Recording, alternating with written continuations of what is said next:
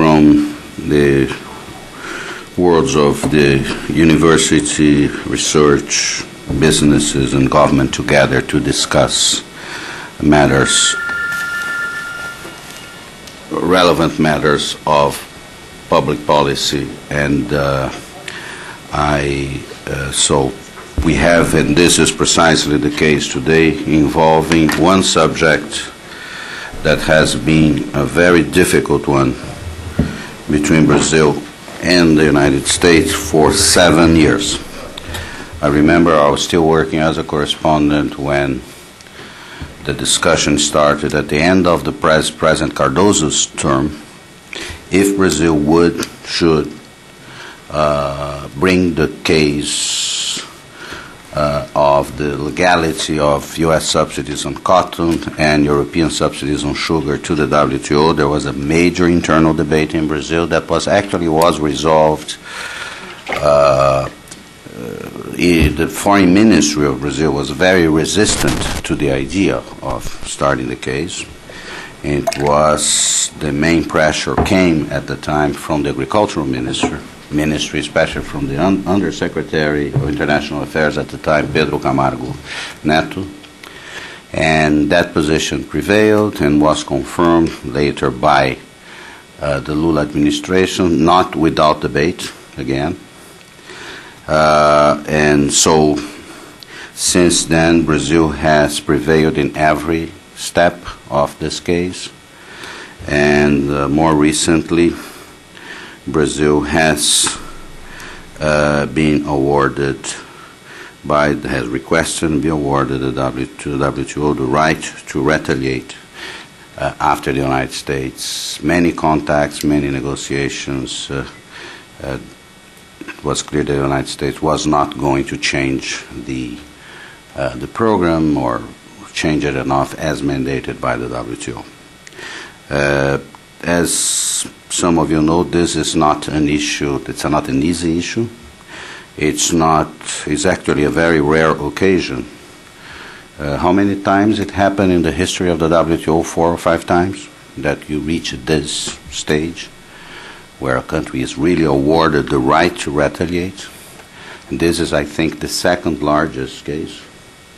And so we asked for some experts to come here to help us understand what this is, what are the implications of the cotton case and those retaliatory measures that the WTO authorized Brazil to take against the United States. We have with us Philip Goff, who is a Brazilian diplomat, a counselor in charge of the trade portfolio at the Brazilian embassy in Washington. You have more information in the back here about the speaker's background.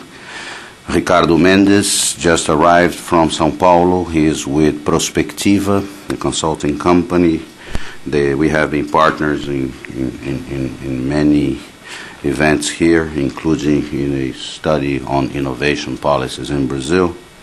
And Ricardo arrived by airplane in DCA about an hour ago from Baltimore, because his plane from Chicago was diverted to Baltimore. He could not take a cab and come here. He had to fly from Baltimore to DCA. I didn't know that was possible, but apparently so. And Ricardo Sen is also a dear friend that was part of that wonderful adventure. And then we have our dear friend John Huneman, Principal Coordinator, Trade Policy, WTO and Market Access Practice Group at Miller and Chevalier. John is very experienced in this field, having worked both on the official side as Assistant USTR for the Americas, and in the last few years in the private sector, very knowledgeable about Brazil-U.S. relations. So I would ask, we have, 15, 20 minutes each. I would ask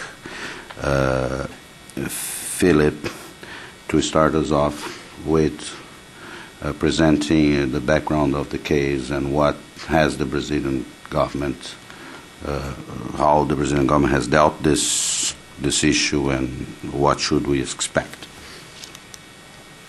Philip. Thank you very much, and good afternoon. I'd like to thank you for the invitation. We think that this sort of initiative is very important to put things in a context.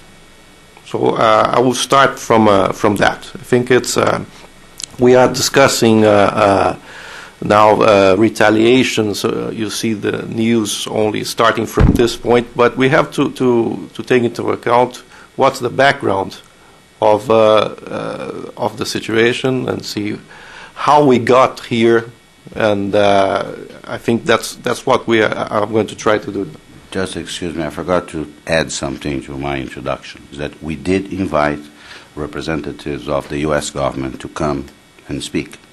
And we invited the USTR to be here, and our invitation was declined. I wanted you to know that. Thank you.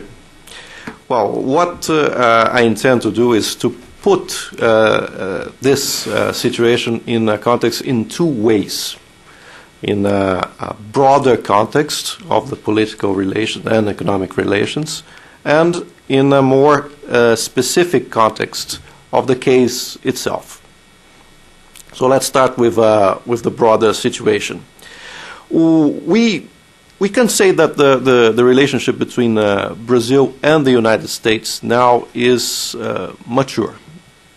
That's how we are qualifying it. The bilateral talks that we have, they have evolved, and now they encompass not only bilateral issues as such, but also global issues. So there is a big qualitative difference there if we compare to the situation that prevailed so far. So we are talking about a broad range of issues, and there is one important thing that we note is that thanks to this new dynamics, one specific issue does not contaminate the whole relationship and the other aspects of our relations. So this is the first thing that's important to note. By the way, just to illustrate what I'm saying, I'm just coming from, we had a very fruitful meeting this morning, very long and fruitful meeting with the State Department, between our Ministry of External Relations and the State Department, in which we covered a very wide range of issues, from telecommunications to innovation to rule-making process, cooperation in third countries, for instance, cooperation in Haiti, cooperation in Africa. So it's a very rich relationship that we have now, and it's evolving very well. But this is not the only sort of mechanism that we have. We also had last week in Brasilia a meeting between the USTR, there was a USTR delegation there, and our ministry, which also covered a wide range of issues in terms of, positive issues and issues that we have to take care in order that they don't become problems. But it was a very interesting agenda. There is a dialogue between the Ministry of Industry in our side and the Department of Commerce here. That also has several spin-offs, and we're discussing issues like trade facilitation and several others. So you see that there's a wide variety of issues that we are doing, and this is something that has to be taken into account. What about trade specifically? if you analyze the behavior of trade, of bilateral trade, you see that's more or less a reflection of this dynamism. If we take the figures until 2008, pre-crisis figures, you see that there was a very significant increase in our trade relations there. Trade flows reached peak levels in 2008. And we compare, if we compare the increase from 2008 to 2007, you see that it was the increase was much significant, much higher than most of the partners with whom the U.S. have, including those with whom they have free trade agreements. So it was a very remarkable situation there in terms of the behavior of the numbers. Of course, then we had the crisis, and the crisis had an impact on these numbers. The impact, it's curious that it was not symmetrical, because we had, for instance, a very important decline in our exports to the U.S. for obvious reasons.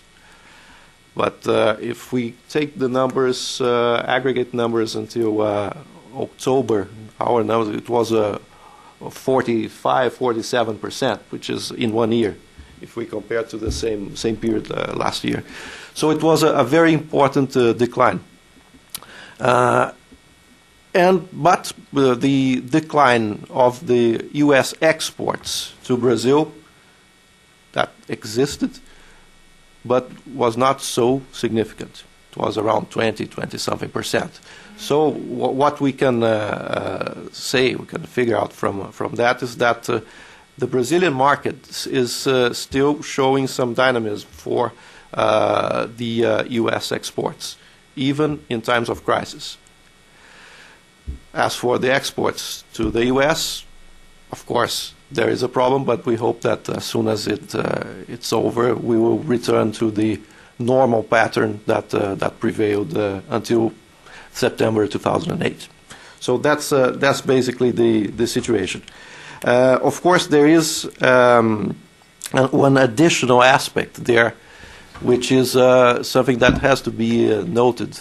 Now, Brazil has, in 2009, a trade deficit with the U.S., which was not the case throughout the decade.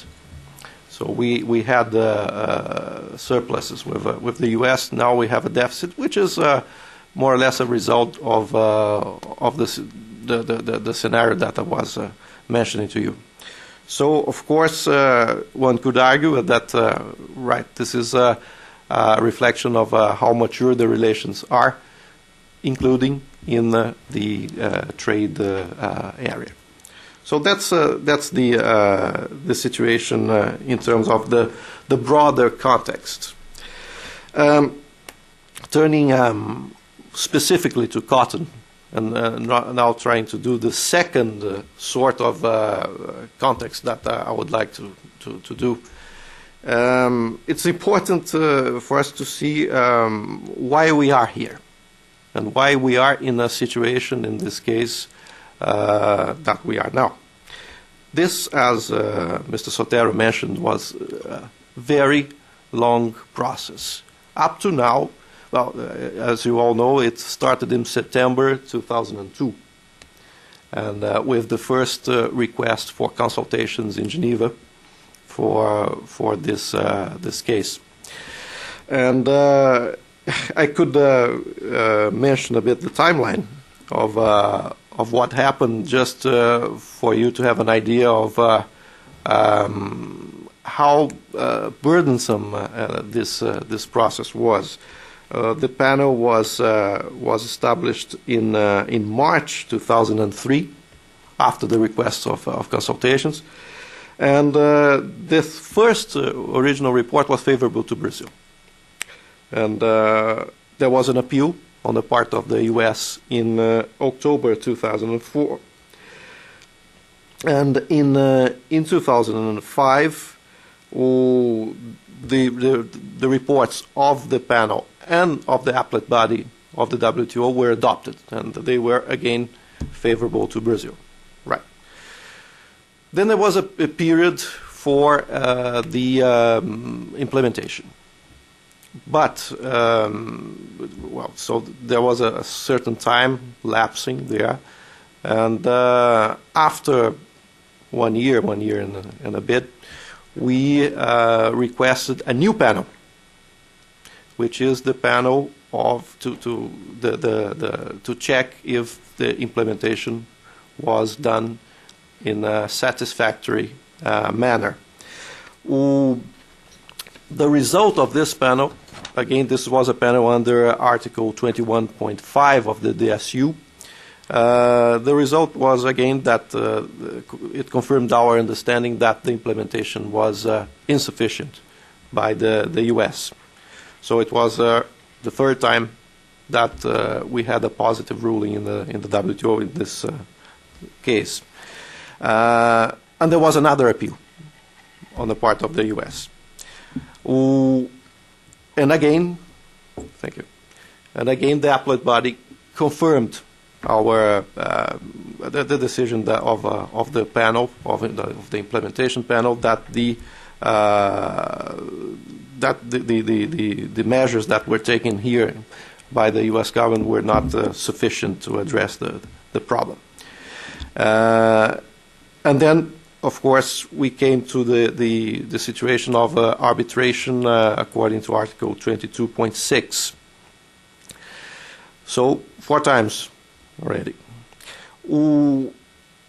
There was, as I mentioned in the timeline, in a certain level of detail, there was we started the arbitration process, in fact, in 2005, but according to the practice of the WTO, there was a question of sequencing there, as you probably know, and we had to interrupt it until the implementation panel was finalized and appealed, and we had the final decision. So that's why we returned to this issue of the arbitration only in 2008. But in fact, it's a process that started back in 2005.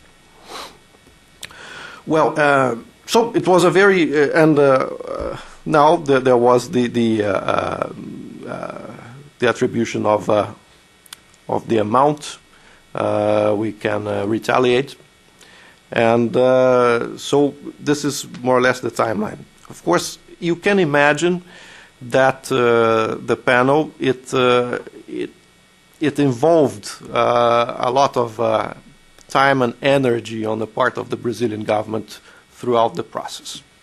We were assisted by several agriculture experts and other lawyers.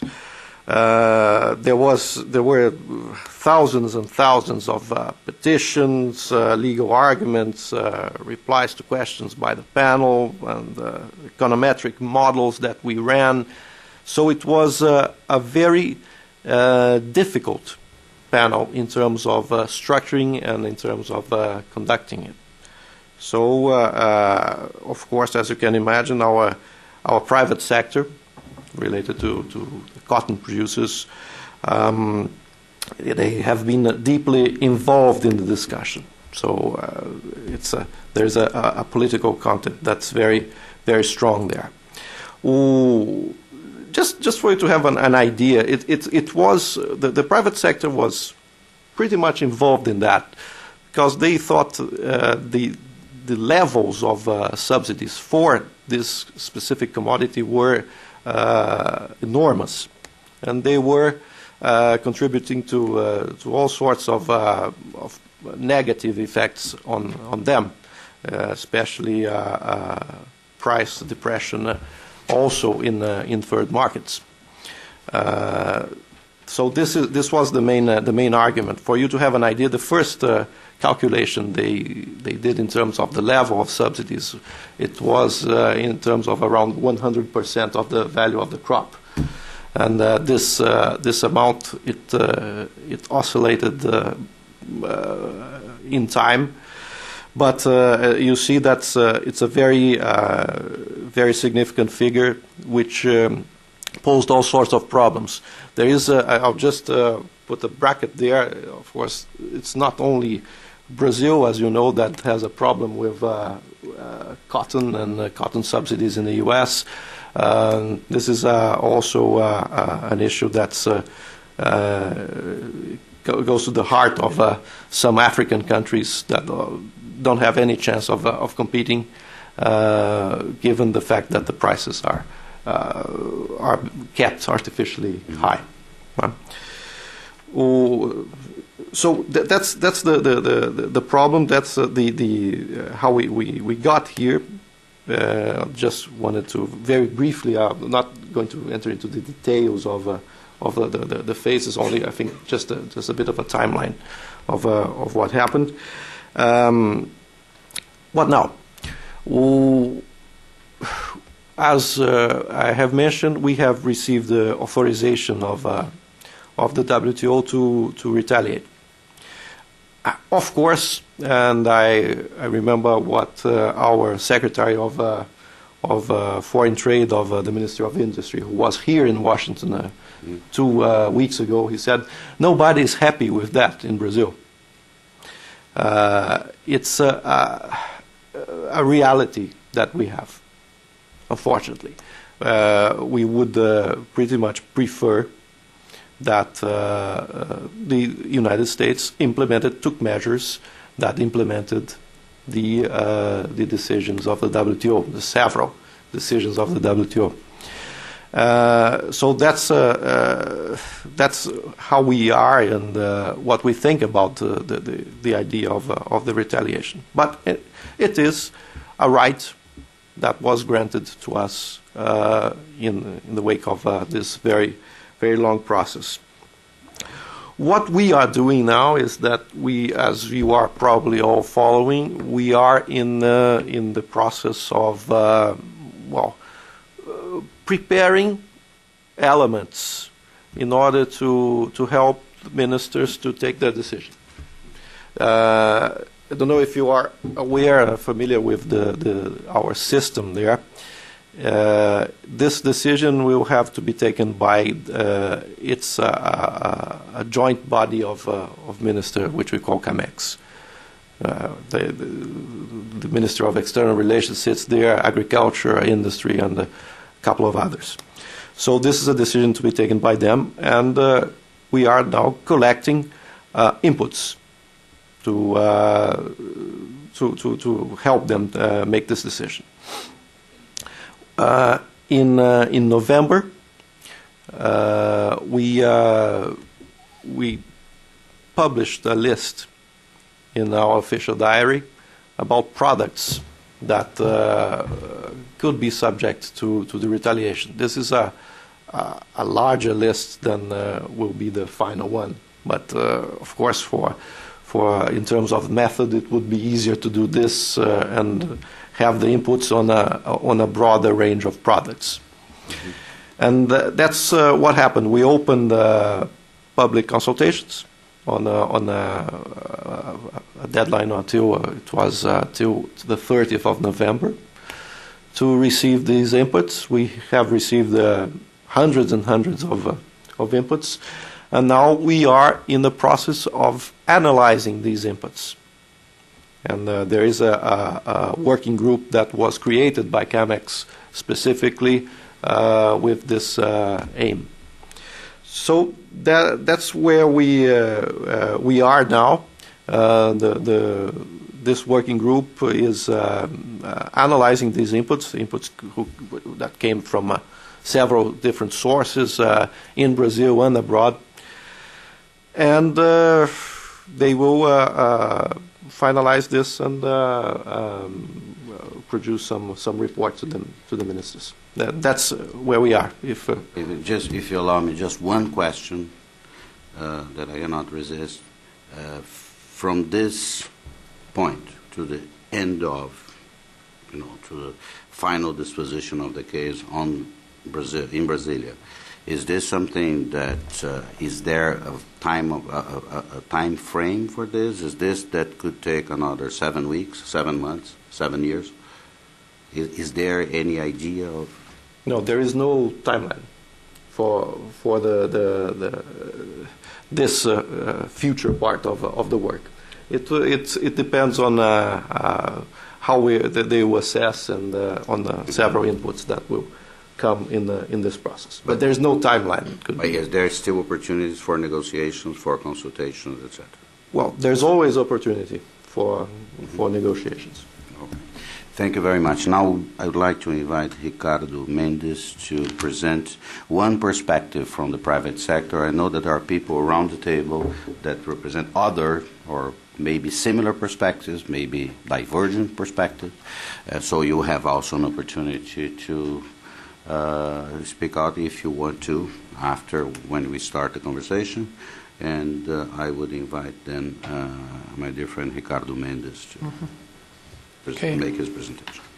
Well, good afternoon, everyone. I think Paulo forgot to mention one important thing. It took us 4 hours to get from Baltimore to here flying. It wasn't like so. Yes, thank you, Paulo. Thank you for this invitation, for being here to discuss this case. We have been following this case as from the private sector perspective, and what we can see is that both governments are in quite difficult situation to deal with this case, and we have some ideas here of what could be a positive agenda, so that the relationship of the countries can follow the pattern that was described here at the beginning. Okay, quite a mature and positive pattern, a standard of relations. So just to give a brief overview of what we have, why this case has brought a difficult situation for both governments. This is the decision by the arbiters of the dispute settlement unit of the WTO. Okay, two different categories of subsidies given by the U.S. government to agriculture producers were condemned. One of them specifically to cotton producers, and one of them which has a much broader reach that reaches other agricultural products as well. Okay, so according to the decision of the arbiters, for each of these subsidy programs, Brazil has the right to retaliate about $147 million US for each. But this is using data from 2005 and 2006. Okay, and so if you look at the total amount that Brazil would have to retaliate, considering this data from 2005 and 2006. Total amount would be about 300 million US, and it has also been established what I call a trigger value of $409 million, after which, being reached, the Brazilian government would be allowed to cross-retaliate, not only in trading goods, but it would also be allowed to retaliate in trading services and intellectual property. Okay. We're not sure what this data will look like, considering more recent data, more subsidy data from 2008, 2009. But the government and the private sector, they're working with something around these figures that I have highlighted here. Okay, for the prohibited subsidies, which affect not only the cotton products, but also other agricultural products, Brazil would be entitled to retaliate something around $700 million US. Okay, and for the actionable subsidies, which are more specific, and these subsidies are actually easier to be removed, Brazil would be allowed to retaliate something around 147, maybe with some adjustments to a little bit more. Okay, that would give Brazil the right to retaliate in something around 850 to 900 million. Okay, and that would go over the trigger amount, which, considering this data and the formula that was considered by the arbiters, it would overpass this trigger amount for cross retaliation. Okay, so this is what we have, and this is precisely what has put Brazil in a difficult situation and the U.S. in a difficult situation as well. Okay. what we're calling a possible political deadlock here. Okay, because even though legally, Brazil has the right to implement these retaliatory measures, this might not settle the case. Okay, why might this not settle the case? Even if the measures are implemented, this trade dispute still might not be solved at least in the short run. Okay? The first important fact is that it's not possible for Brazil to reach the authorized amount by retaliating only against cotton products or even against other agriculture products affected by this broader category of subsidies, the GSM 102, which is these subsidies are actually guarantees for credit exports. Okay, the way they affect trade is a very sophisticated. It was proved by a very sophisticated econometric model how this actually affects the exports of Brazilian agriculture products. Okay.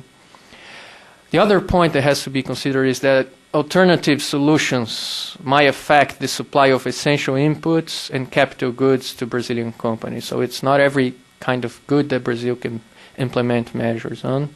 Okay? And this can also harm sectors not involved in the dispute. And as it was mentioned here, Brazil is just really not happy with this situation. Okay? From the U.S. side, this is hard because eliminating the subsidies, more specifically the GSM 102 program, is part of a multilateral agenda. Okay, the form how the subsidies affect the exports of Brazilian cotton and other agriculture products of Brazil, it's not specifically for Brazil. Okay, so when you're talking in terms of trade policy, subsidies are normally part of a multilateral agenda, and as we know, the Doha agenda is in a complete deadlock. The U.S. has political difficulties, will face tremendous political difficulties to eliminate these subsidies from one day to another. Okay? And the private sector in Brazil is well aware of this situation. Okay? Everyone knows how this is not an easy measure to be changed from one day to another. Okay? An additional element here that has to be considered is the risk of this dispute affecting overall Brazil-U.S. relations, okay, which are these relations, as it was described here, are quite mature, okay, but they're currently, as we know, also facing some challenging situations. Okay. So what's necessary here is a political settlement in line with the WTO objectives. The WTO objective is to promote trade and to promote cooperation between the countries. Okay. This is just to highlight how it's not possible, how difficult it is to retaliate. If you consider only the products involved or the value chain of the products involved in this dispute, the amount of trade flow from the U.S. to Brazil is very low. Okay, as we see, the U.S. exports 44.6 million in cotton. Okay. If you consider cotton textiles, that only adds 3 million to the total. Okay, and if you consider other products involved in the dispute as well, which are described here, such as oilseeds, cereal, corn products, that doesn't sum up a very high amount either. That only sums up to 10.7 million. So we have a total of 58.3 million of direct trade flow that could be retaliated, considering the sectors involved in the dispute. Other than that, other sectors and other segments would have to be involved with those and those problems that are mentioned in the previous slide would have to be considered for this. Okay. Well, considering the limitations, we're talking about the possibility of a positive agenda. Okay, several of the parties involved in these disputes are willing to discuss with the U.S. some kind of positive agenda that would actually promote trade in a matter as a way to compensate the trade distortions caused by these subsidies. Okay? And this, what we're calling a positive agenda, could be either in the form of a trade or financial compensation. Okay? Both alternatives have been implemented in the WTO disputes before. Okay, so it's not something impossible to be done, although it's very hard considering the amount involved in this specific dispute. Okay. There was a case involving Japan on taxes on alcoholic beverages, in which Japan, instead of the parties involved in this case against Japan, instead of retaliating trade of Japan, Japan decided to somehow facilitate the enter of products in Japan. Okay. And the other case was also involving the U.S. and the European Union regarding copyrights of music. I'm not very familiar with this case, but the case was also settled through some form of financial compensation for the creation of a fund to some Irish copyright institution. Okay. Well, we produced a study. It's a very preliminary study, but we analyzed all the trade figures. Okay, and we considered the possibility, okay, of what could be a positive agenda involving the products directly involved in this case, not only cotton, okay, but also the other products that receive these other subsidies, these other agriculture products that receive the subsidies from the U.S. government. Okay?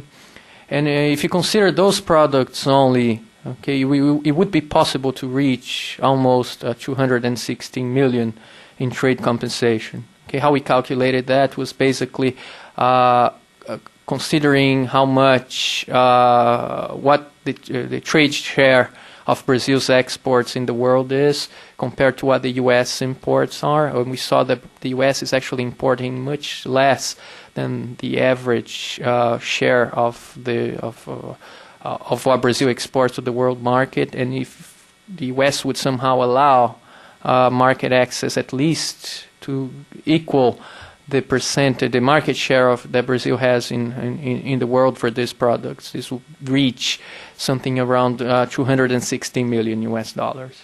Okay? Well, if you consider all other agriculture products, not only products involved in this dispute, but also other products, the amount would raise to 2.1 billion US. Okay? I'll come back to this point. So for breaking the deadlock, the question is how to break this deadlock in accordance to WTO rules and in a manner that benefits the main sectors involved. This is the challenge we have. Okay, both for that, it's very important that Brazil and the U.S.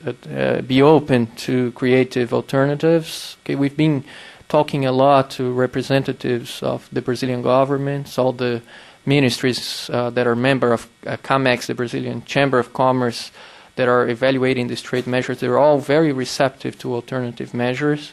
Okay. Trade compensations are possible, though they are difficult. First, there is one strong limitation in the World Trade Organization, which is the most favored nation principle. Okay.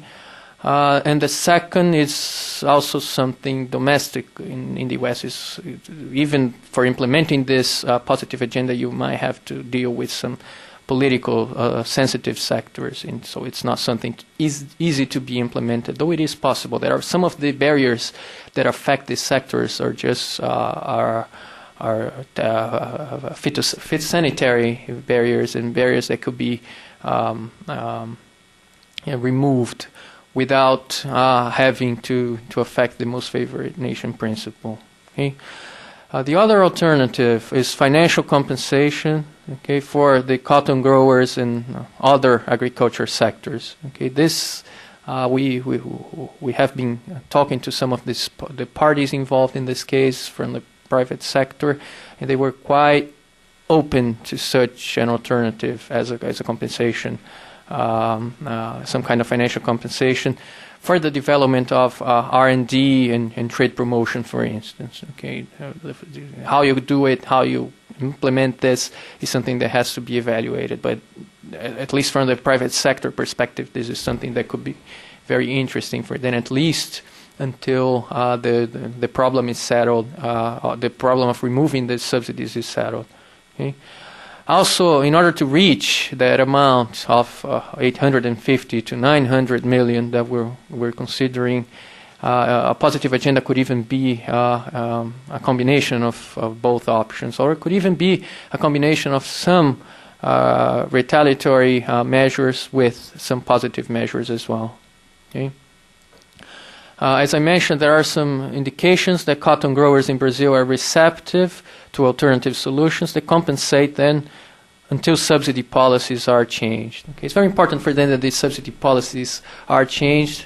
Okay? This does affect them. If you talk to the cotton growers in Brazil, this is the main problem out of all problems they face in Brazil, including exchange rate, including diseases that affect their crops.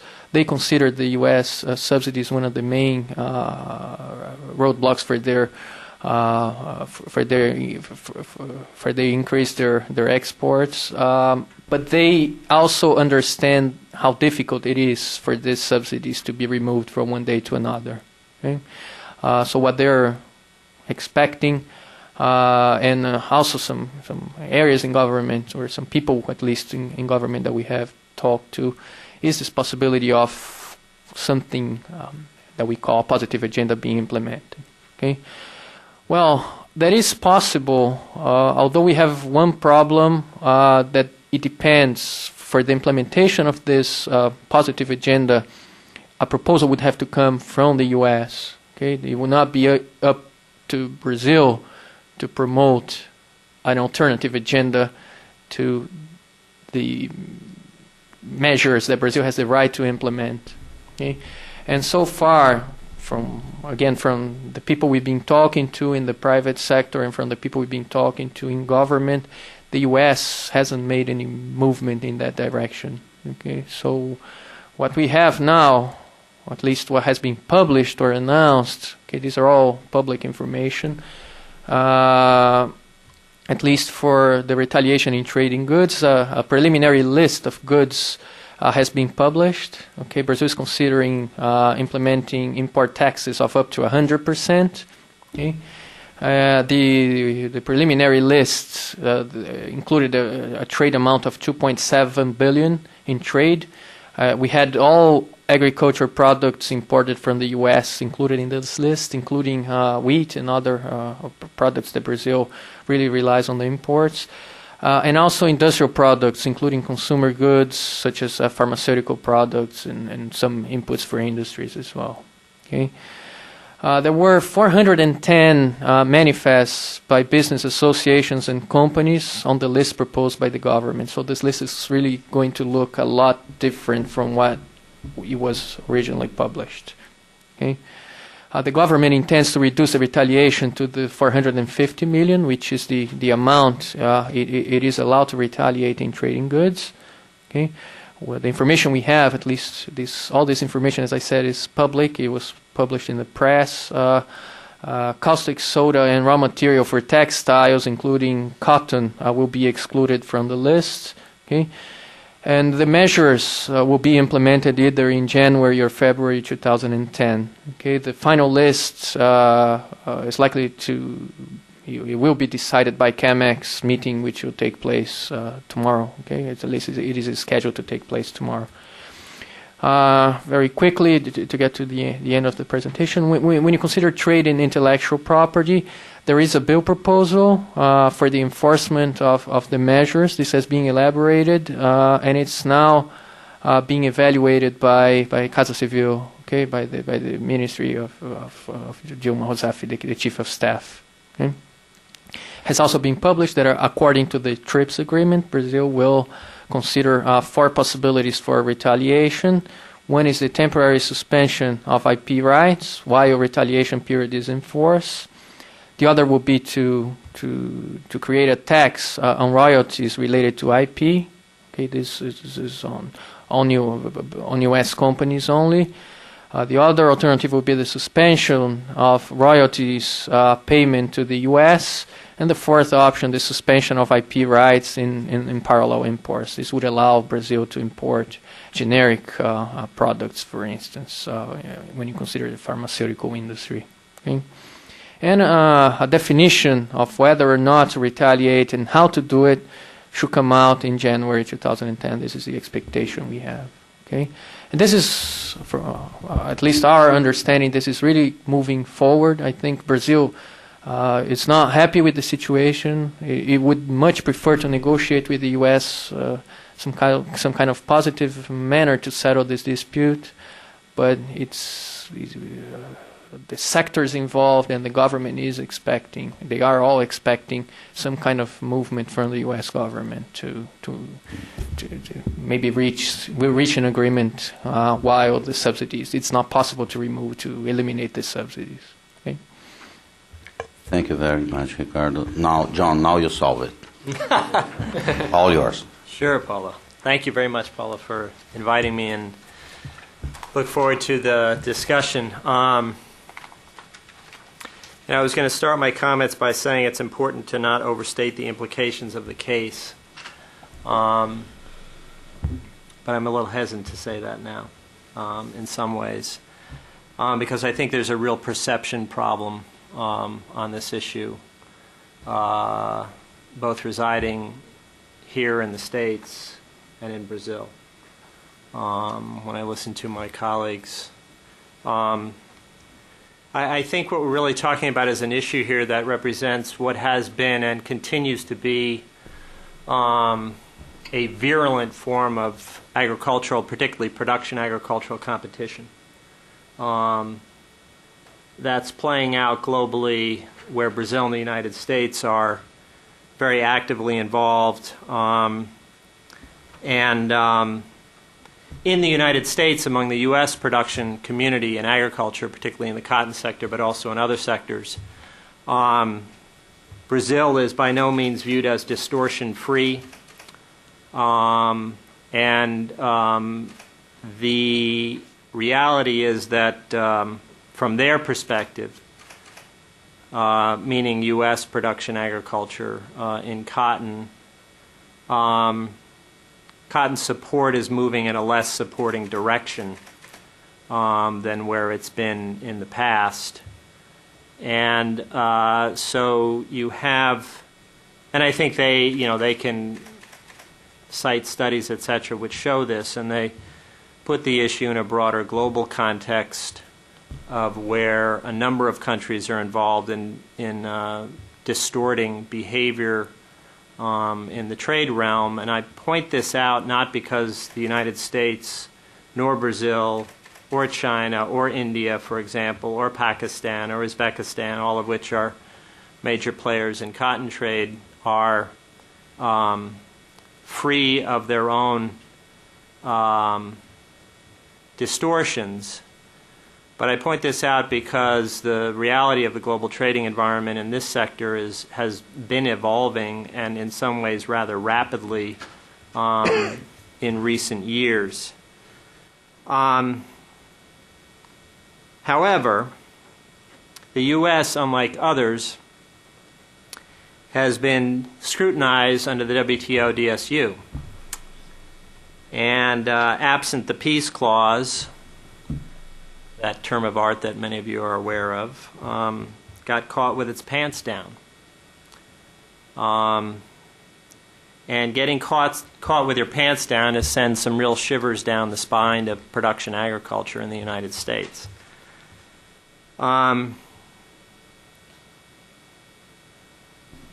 So in that sense, we can't get away from the realities of that snapshot in time, which has been the subject of intense litigation, which has been reviewed.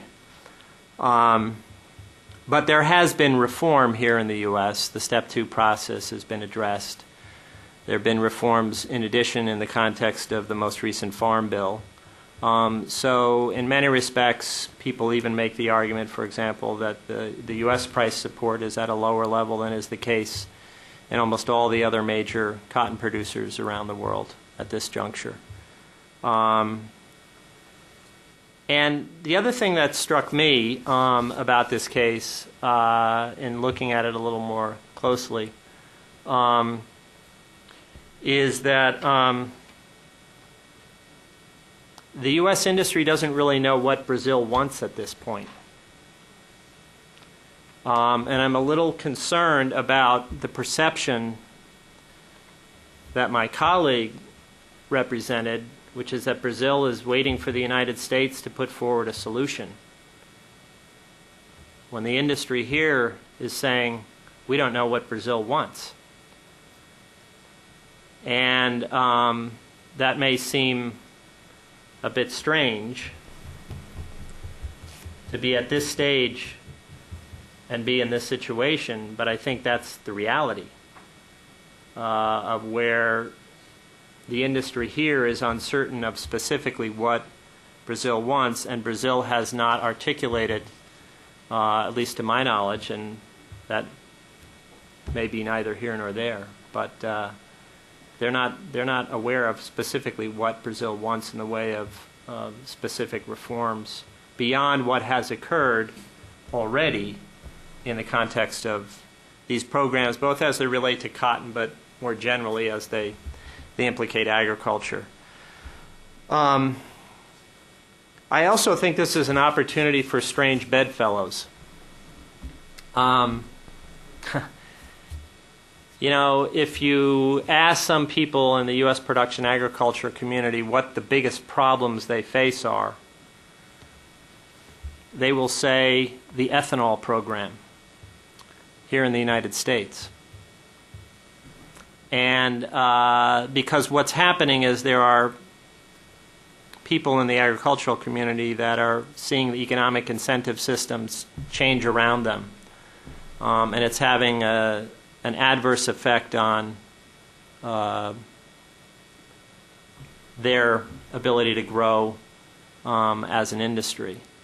So when you're talking about potentially negotiating compensation, for example, and I am one of those people that thinks this situation as portrayed is something where cooler heads will hopefully prevail, and we will be talking about some form of compensation in very creative ways. We need to think about the strange bedfellows issue, in that the cotton industry would probably be quietly cheering if Brazil was able to negotiate some progress on the ethanol issue. And I can say that because I'm not here representing the cotton industry or the ethanol industry. And I'm not in the U.S. government, so I can say pretty much whatever I want. But I think this is an issue that really calls for some creative thinking in that regard. So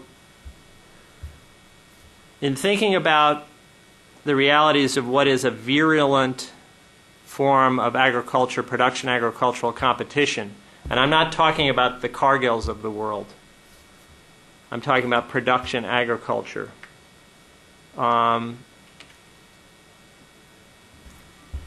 If you take that and you talk about what are very kind of heavy, the heavy politics that come with these agricultural programs, and if Brazil thinks that through this exercise it's going to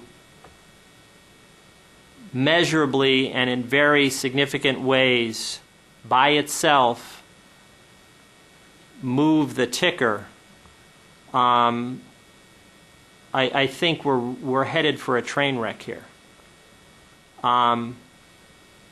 The reality is that the United States has been negotiating in the context of Doha on the premise that its domestic support programs are something that they have put on the table to some degree, and they're willing to continue to obviously have on the table. But they are something which I think you might have mentioned, I can't recall, but they are something that has to be really dealt with in a multilateral context, politically. And even then it will be difficult.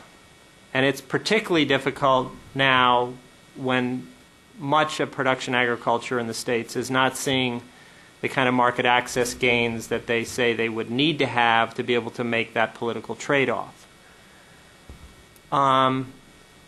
So the timing of Doha, which was part of the thinking in the origins of the cotton case, has disappointed Brazil, and in many respects disappointed maybe even the U.S., because the sequencing didn't work out. The peace clause was going away, and the leverage that they thought would be generated by this case has now come to this point of where they're trying to think about, okay,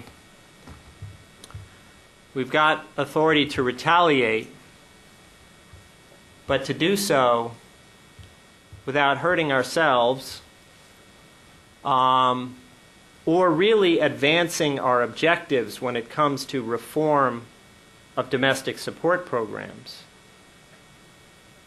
is not at all a certainty. That's not an enviable place to be in. So when you think about when you take a step back, then you think about this a little bit more broadly from a trade policy perspective. The United States, and I'm just thinking about this more in political terms, we've been found to be, not in compliance. We've gone through the system that we helped create, and we're not in compliance. But we need to also, and so one cannot, get on one's hindquarters and preach that, no, it's you guys that are the problem. We were found to be not in compliance. That said, the situation on the ground has changed. And there has been progress with respect to some of these programs. And that creates a political problem here that I think needs to be factored in for how one goes from here, and whether one retaliates or whether one takes the time. There is no statutory time frame or agreement time frame that says you have to retaliate now, to try to work through this issue, particularly if you take into account that U.S. programs have been moving in a direction that presumably are less distorting. Now, the other thing that I think that needs to be considered here is that the United States more broadly is in the process, to put it kindly, of trying to determine where its trade policy should go. And the political environment for negotiating trade agreements is a matter of significant sensitivity that the administration at this juncture has not chosen to embrace aggressively with a direction. And there clearly are signs emerging that this administration is going to move on certain fronts, and Doha is clearly one area where the administration is stating that it wants to see a successful conclusion to Doha. But it's also one that is pushing on the bilateral discussion front in ways that some others are still resisting. But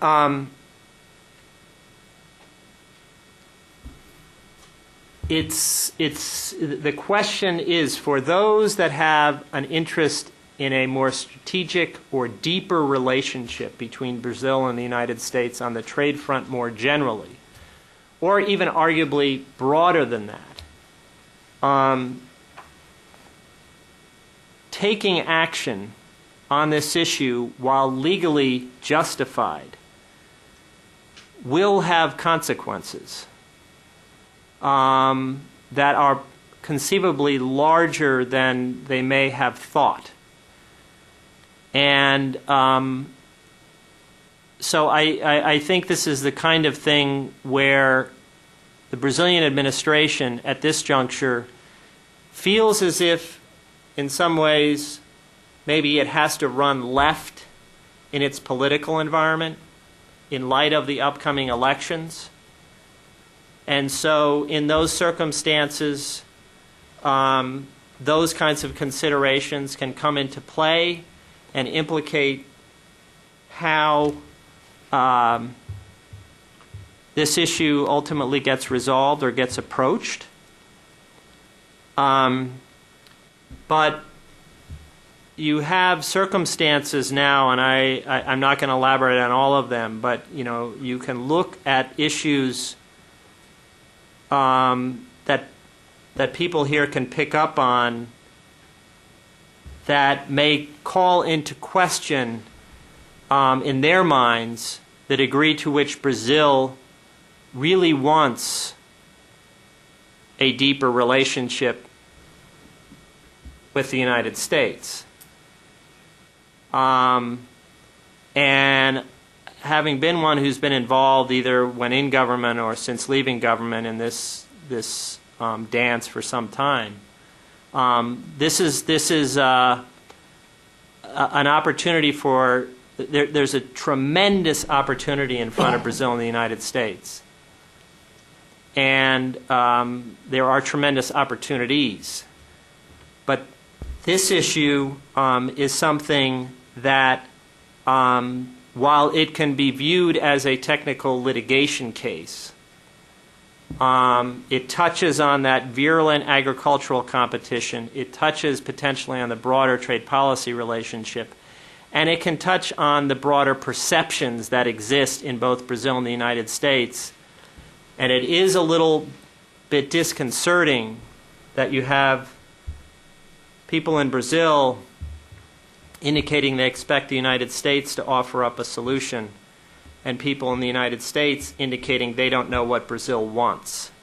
Now, maybe that's convenient for both sides, but it's not a situation that we should be in if we're going to find a negotiated solution to this puzzle.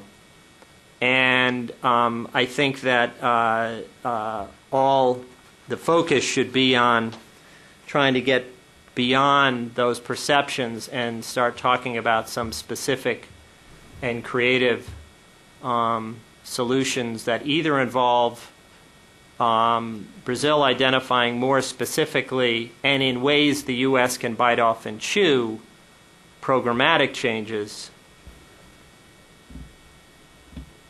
or some other form of compensation. And in the context of recognizing there's no time frame required for retaliation, and Doha is among a number of potential vehicles in addition to bilateral discussions where a creative solution can be found for this. But I'll stop there. Thank you very much, John. I would like, since we have some time, I would like to divide the Q&A period. First, anyone here that would like to offer a comment, concise, brief comment? Or we can go directly to a question. Comment? Comment or questions? No comments? Man, I thought that I had this great audience here of experts. No, I'm joking. Let's go for questions then, please. Identify yourself. With the Delegation. Say it again, just for the Yeah, Dan Rottenberg with the EU delegation. I still have one comment at the end of the day.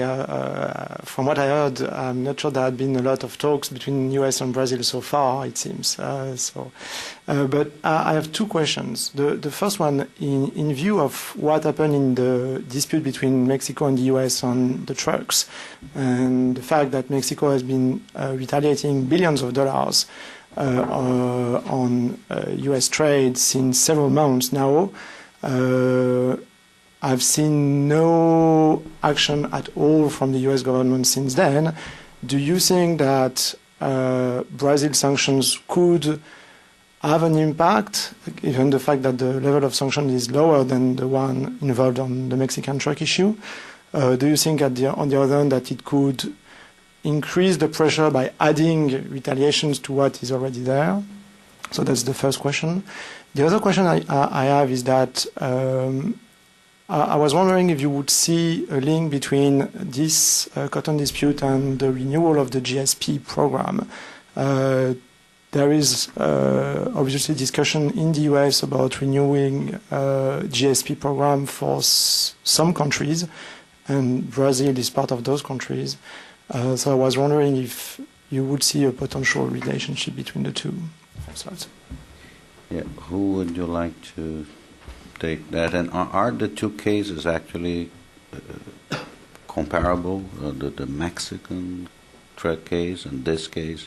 Because I understand the Mexican case, the decision is more in the context of arbitration in NAFTA. Yes, yeah. It is not a WTO. Yeah, it's a NAFTA case. Mm-hmm. Yeah. Who would like to? I'll respond, Dan, if you don't mind. I mean, I think it does. The notion that you have a large retaliation or larger retaliation involved with the Mexican trucking case, it's a very different situation in terms of the politics related to that trucking case and the politics related to this case. But it's not entirely dissimilar in the sense that the politics in both cases are pretty virulent. And here in the United States, the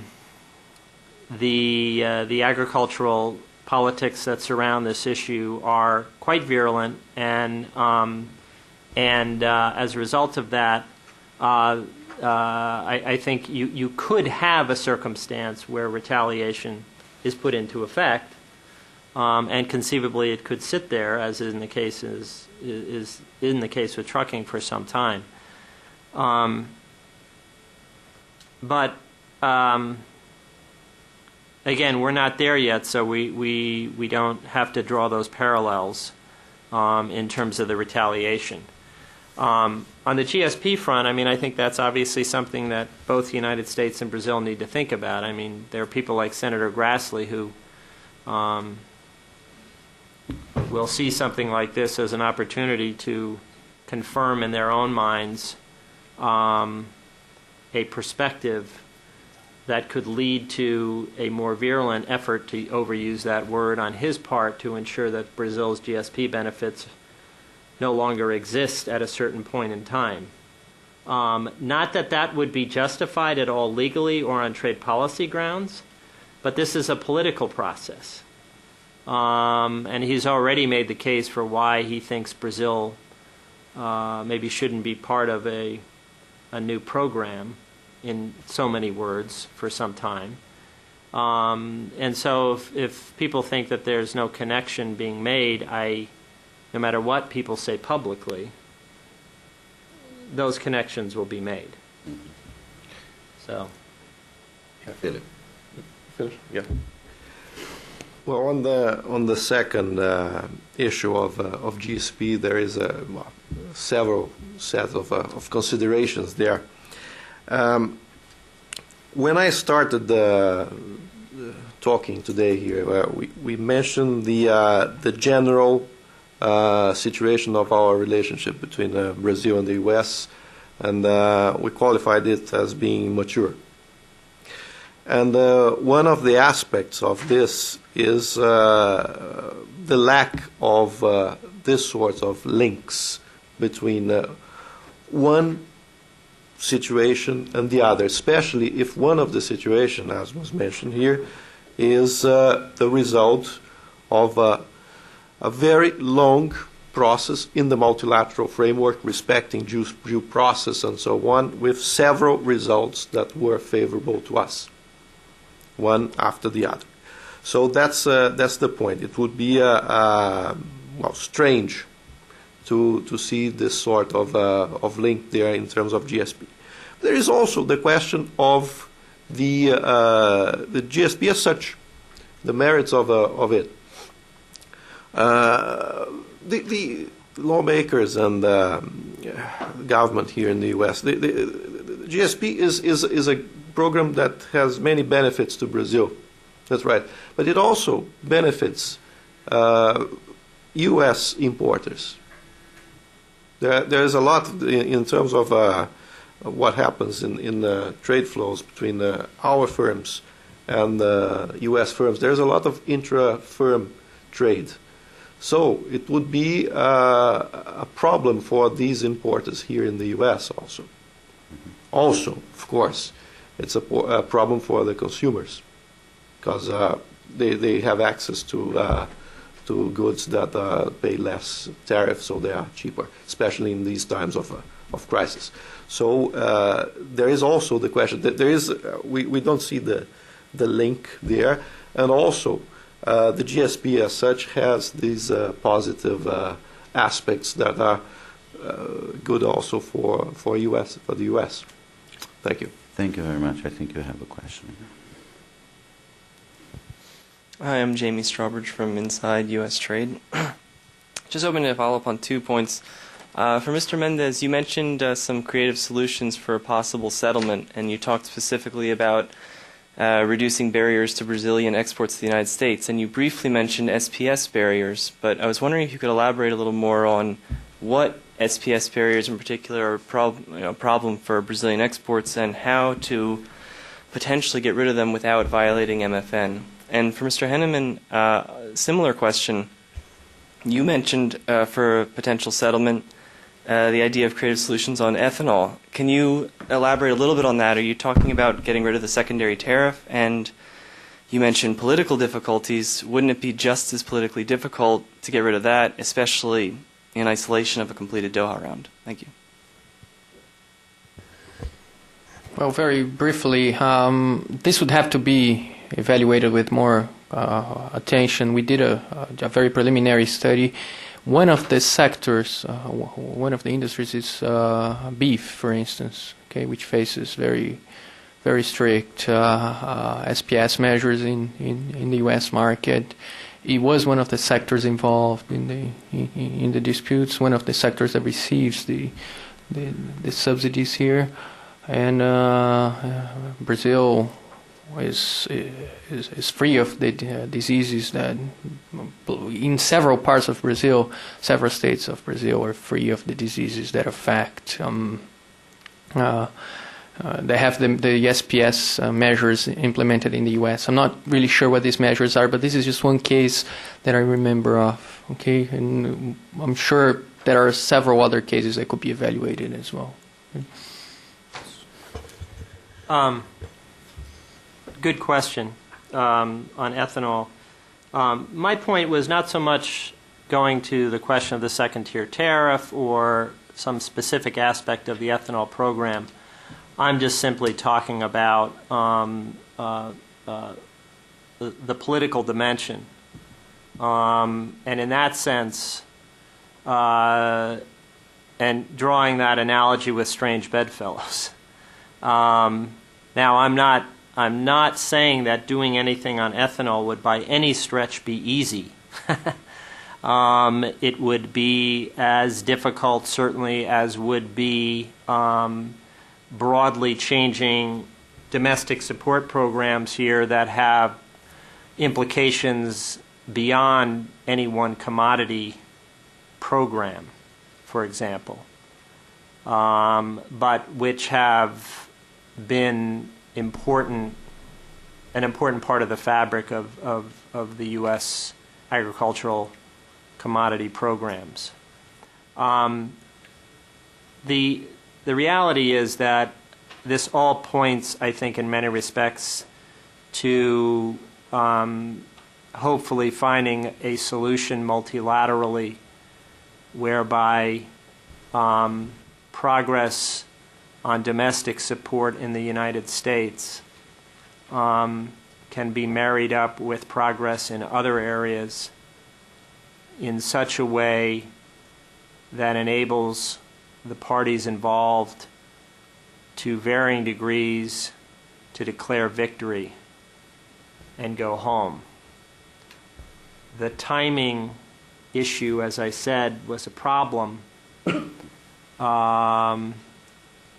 because you can't anticipate always how long it's going to take to conclude a multilateral round, and every multilateral round we have seems to get longer and longer. This one has been no different. So, thank you, John. Callie.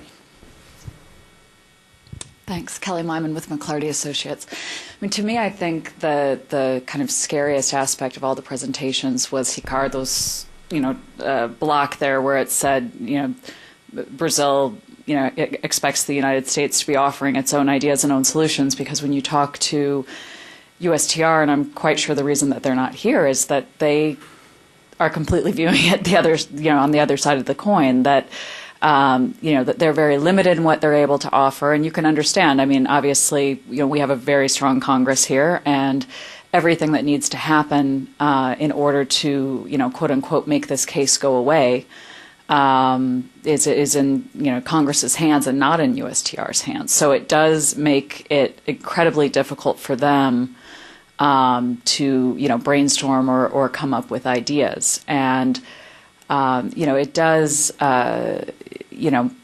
make one think, and I, strategically can understand, and of course Philip can't comment on this, but I strategically understand why Brazil wouldn't want to come back with a menu of options. But by the same token, if the end goal is to, as I truly believe it is, I mean, from Brazil's perspective, and you can't blame them, they've won 8,000 different cases over the years. I mean, say, well, what do we want? Hello, we want you to get rid of your subsidy program, and we want to stop the distortion. That makes perfect sense. At the end of the day, however, if we can't get that done like that, which we can't, we are not a country with medidas provisorias, fortunately and unfortunately, I think, depending on what the issue is, then how do we get there? And, I think, at least from my perspective, it's, absolutely has to be, the path has to be through the agricultural sector. And, without even getting to cross-retaliation, but just speaking to retaliation against sectors outside of agriculture. I mean, the joke that I tend to tell both here and in Brazil is, Jesus Christ himself could not modify our subsidies program unless he had a huge sugar beet and soy farm. I mean, there's no way that our Congress is ever going to change it unless there is specific pressure on the ag sector. So, I guess, Paolo, this is more of a comment, but I mean, what I would love to see happen, and I don't think it's happening right now, but what I hope will happen in the coming months is to have both sides sitting down, because I do believe that both sides do want to reach the Doha round eventually, and saying, okay, this is where we both want to get. Our countries have more to gain than arguably anyone in a successful conclusion of a Doha round. How do we get there, and how do we, and from Brazil's perspective, they're going to have to apply pressure and use these determinations to apply as much pressure as possible on the U.S. agriculture sector, and they should. I mean, they should put it like a vice, do 200% tariffs, push for whatever you can in the ethanol. And, if you can't modify the whole ethanol program, see if you can get rid of the tax for at least E85 ethanol and let Iowa have E10. I mean, do something, or at least press for something, that stays in, the ag sector and keeps the pressure there. So I guess my question is, would that work in the opinion of the panelists? I mean, if to try to sit down bilaterally and, think through with Brazil, saying, look, here's our list for Santa on all the things we would like and how they, that are in the ag sector that would help to put pressure on the ag sector in the United States. Because at the end of the day, USTR can't do anything unless the U.S. Congress is feeling that pressure specifically in the agricultural sector. Would you like to ask a question sort of on the same? It's kind of in the same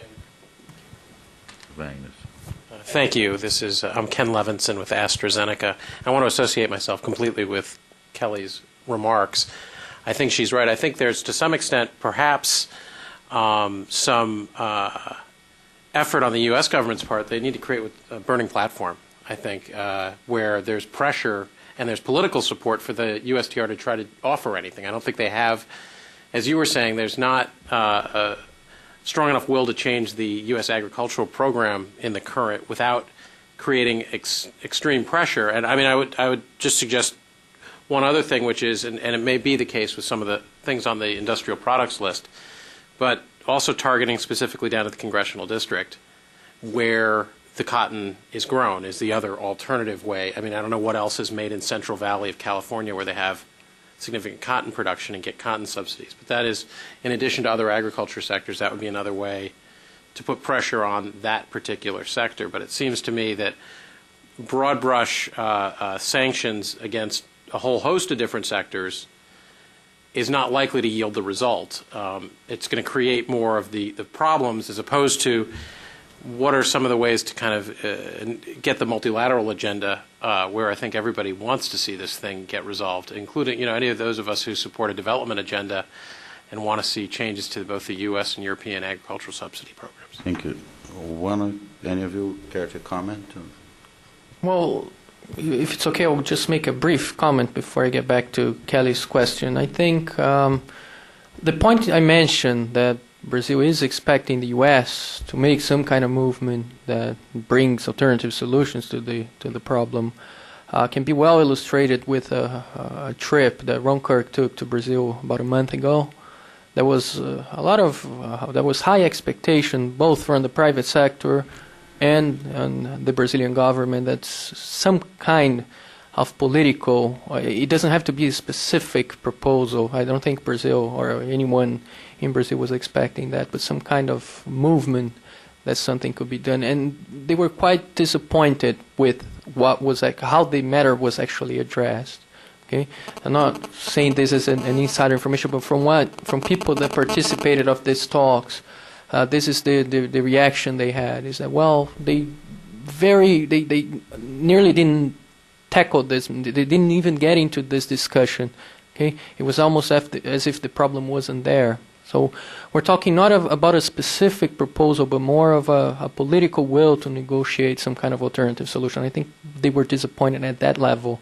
Okay, and second, I totally personally, and I think the only way to settle this dispute is to keep the pressures within the agriculture sector. I think this is the only way to solve this problem. And I honestly, at least this proposal of a positive agenda brings an additional element there, that is to solve the problems of the cotton growers. Okay, the Brazilian cotton growers, which is one sector that was affected by this. They were involved in the process throughout this time, and they are expecting some kind of compensation for the distortions. How can they be compensated? Okay, this is the only way for them to be compensated until the subsidies are removed. It's through some kind of at least financial compensation. It's the only way you can actually settle that.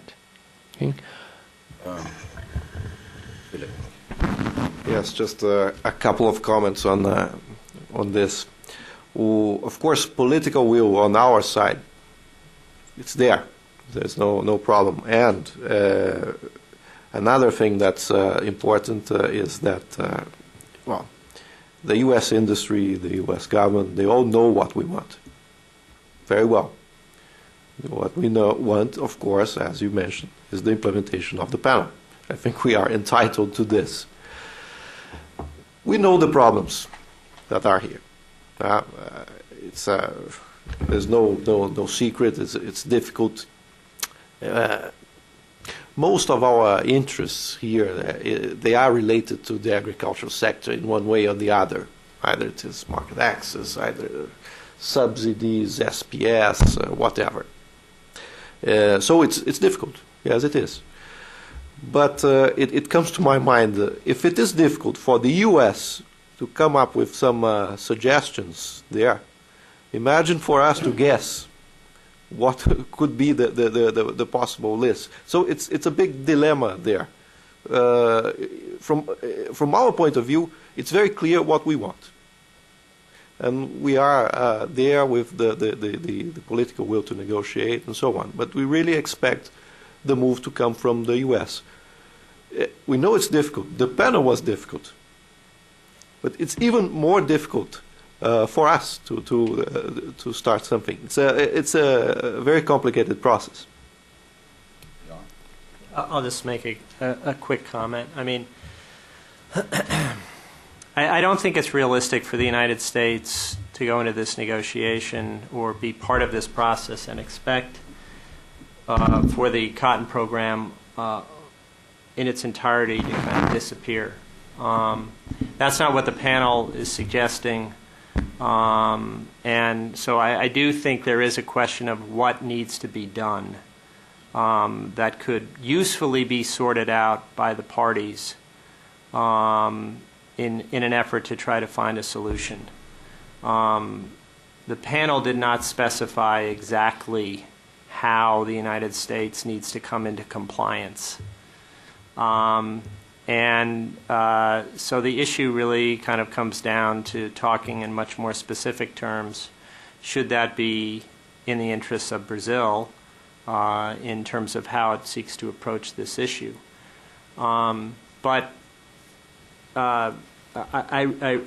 This, to me, just does call back the importance of being able to sit down bilaterally, and the fact that neither USTR nor the government of Brazil are engaged in that kind of a discussion right now is a cause for concern. Yes. Who else wanted to? Leticia, did you have a question? To add, sorry. Hi, Leticia Lewis with the Brazil U.S. Business Council. My question was to you, John, by what you really meant when you said that the U.S. didn't know what Brazil wanted, and I think that this has been answered. But I don't know if there is an answer to this question, but what would be enough just to stop the process at this point? What kind of indication would be strong enough, would be perceived by Brazil by being strong enough as being willingness from the part of the U.S. to negotiate this? We all said that, Kelly just mentioned we can. It's very hard for USTR to come with a proposal because a lot of what they do depends on the Congress. But what would be perceived by Brazil as a strong enough indication that yes, Brazil is willing, U.S. is willing to sit down and negotiate a solution? Would that be try to schedule a bilateral meeting just to just closed door discussion, just to discuss possible? I don't want to put you in a difficult situation because I know that there is no representative from USTR, but just wondering. The little journalist inside of me is begging to ask a question, so I will try on this. Assuming that the Senate of the United States will have an opportunity sometime soon to confirm the next U.S. ambassador to Brazil, has been there, ready to go for about 4 months. What we understand is that would open the opportunity for and there are interest on both countries, for a visit to Brazil by President Obama in the spring.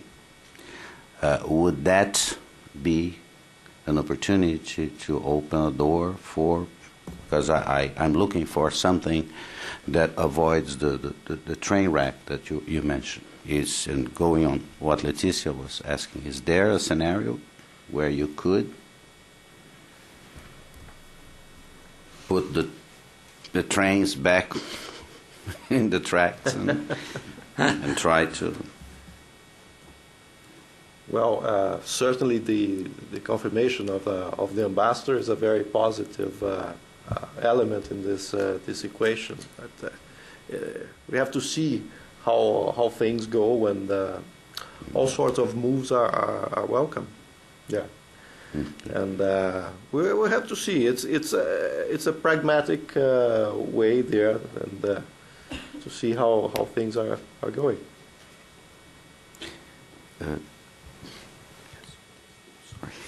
I'll go there next.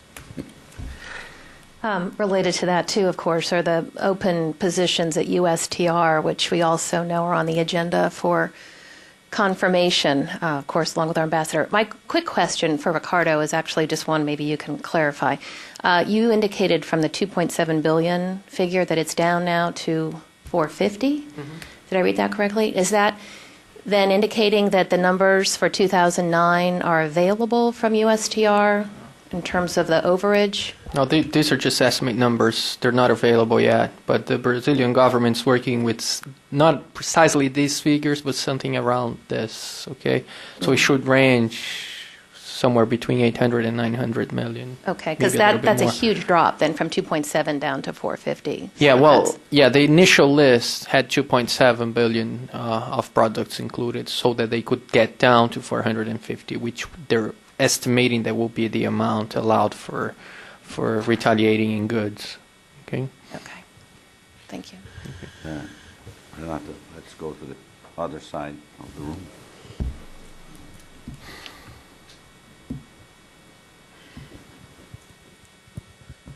Yeah, I guess my question comes more from a commodity analyst more than a policy, and I'd say that one of the perceptions, I guess for Ricardo, is one of the perceptions in the U.S. production sector is Brazil seems to be more interested in scoring political points against the U.S. than improving the cotton market.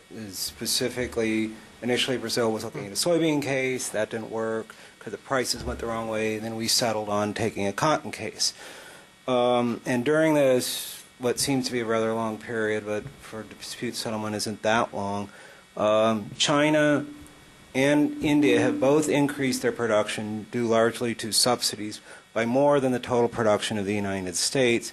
Yet Brazil has not discussed these issues bilaterally with either of these countries to anyone's knowledge, or even supported the U.S. in the Doha in efforts to address those specific types of subsidies. I mean, I think, this goes to that when the U.S., specifically when you have to turn the industry, the U.S. industry doesn't know what Brazil wants because some of the biggest subsidies in the world out there, Brazilian cotton producers seem to have no interest in addressing.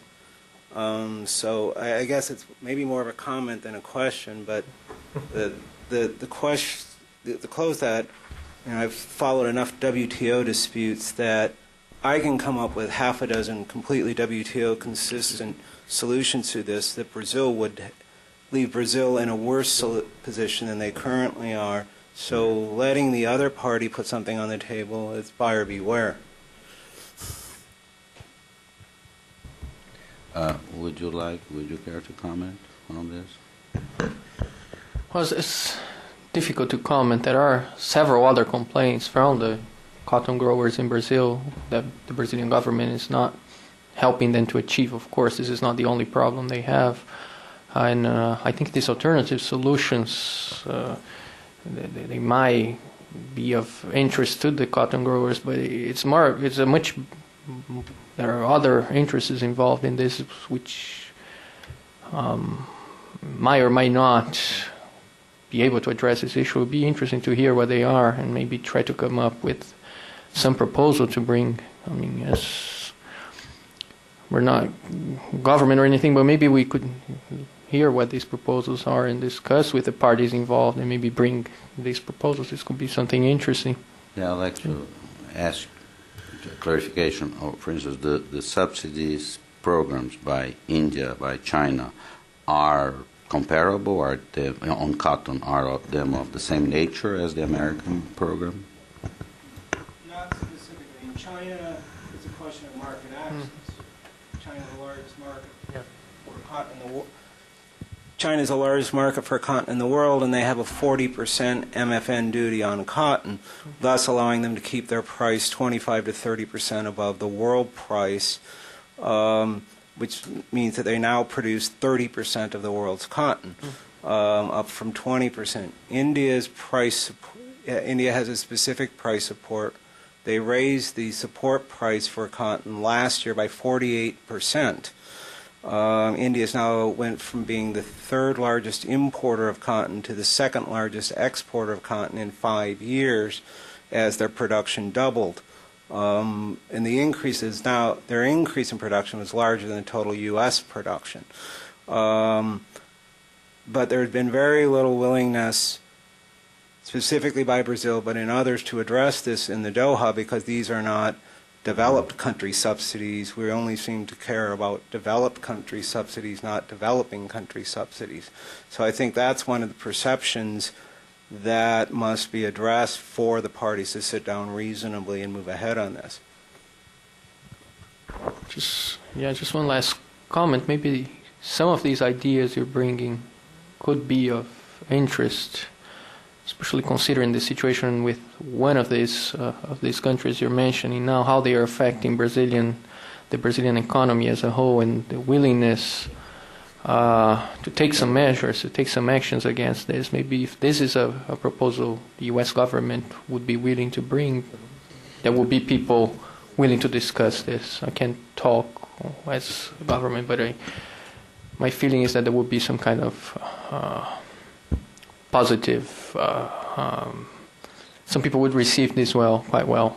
Okay. One more here. Maybe the final one.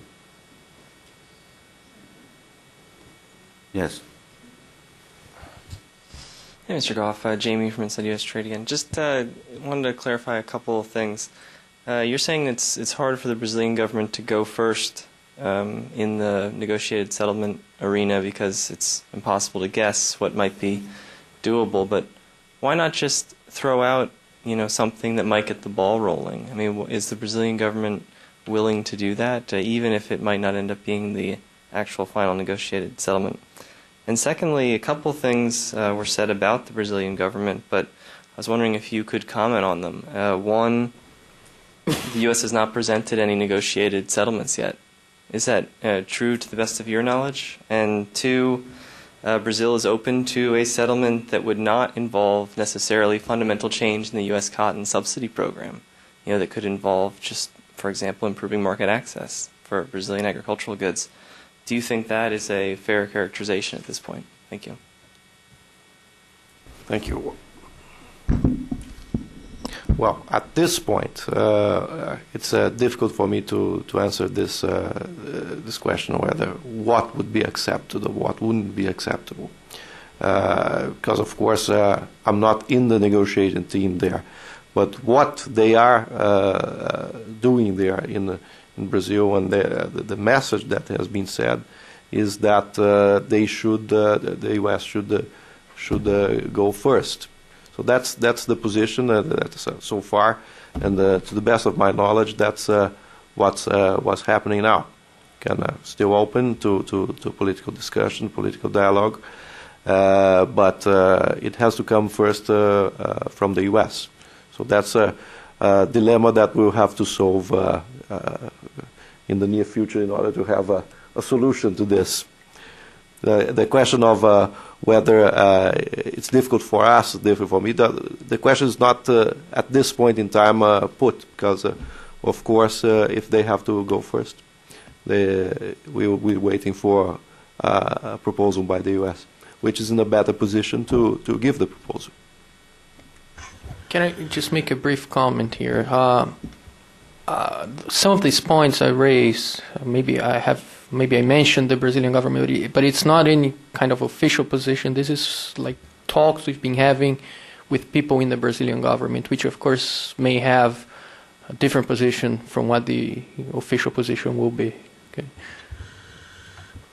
Well, I just want to make a comment picking up on the comments here with respect to the commodity side of this. I think this is important to understanding the political context here with respect to the cotton industry. And it behooves us, I think, for those that may be interested in finding a negotiated solution to what and navigating really strong political currents effectively, is that the perception here is that the U.S. program, although they got caught with their pants down, to use my phrase earlier, is not, at this stage, nearly the problem that it was some years ago. And other issues, other governmental activities by other players around the world who are much bigger players in the cotton trade realm than is the United States at this juncture, are having implications for pricing and cotton trade that are not to be belittled. And the reason why I say that is not to address at all the merits of Brazil winning the case. Brazil won the case. It's more to address the political environment here, that the industry's perception is, look, we're feeling as if we've already made changes and we're willing to talk about further changes in the context of a broader situation. And so that's kind of their mindset. And I think that speaks, and that's important to understanding the politics of this here and how it would be received, as Kelly and others have noted, with respect to the Hill. Because from talking to people on the Hill about this issue, in both the trade committees and the agriculture committees, they are not of the view that the United States is in a position to act on something when they're not quite sure what it is the United States needs to do to satisfy Brazil, other than eliminating in entirety a lot of these programs, which they're not prepared to do or support in the context of this specific case, nor do they think that they are necessary to address the WTO obligation issues. So that therein lies the crux of the political problem that somehow needs to be addressed. And so that's why I think it's important for parties involved here, whether it's Brazil or the U.S., and since, you know, some of us aren't in government anymore, we can talk more pragmatically about this. But somehow that dialogue needs to get going to see whether or not a solution can be found. Otherwise, I think we'll have one of these unfortunate developments that we may be able to keep the genie in the bottle, per se, and it may not spill because we have a mature relationship into everything that we do. But we shouldn't underestimate the corrosive effects of these kinds of situations, particularly for those in the business community, for example, that are interested in a more productive relationship between Brazil and the United States. And that's where the corrosion can seep in some ways that are adverse, or just simply in terms of congressional perception and what that can mean, and the boomerang effects, as we talked about earlier on, things like GSP, et cetera, that those can be viewed as separate matters. I know I used to run the GSP program, but you know, I'm very sensitive to Brazil's perspective on that. But and there are clearly positive benefits for U.S. industry of the GSP program. But I'm just making the political connection that some people will make. So, well, I think we have explored the subject. Well, I wanted to, and we have done this in the way that we like to do things here at the Wilson Center, having with time and to really reflect and to try to generate some light without generating heat. And just as we were talking here, Philip received the news that well, there was a measure adopted in the House of Representatives renewing the GSP. It does not preclude some bad things happening in next steps, but it seems to be that some linkages that were made here are not very present so far. But it's I wanted to thank very much our speakers for their presentations, their willingness to engage on a very difficult issue, for the very good questions that were asked, for your presence here today. We will soon publish a summary of this event, as we just published a summary of last week's seminar with former President Fernando Henrique Cardoso and Albert Fischlow. It's on our website. We will revisit the subject, obviously, and being this the last event of our 2009 program, I wanted to wish everybody a Happy New Year. Thank you.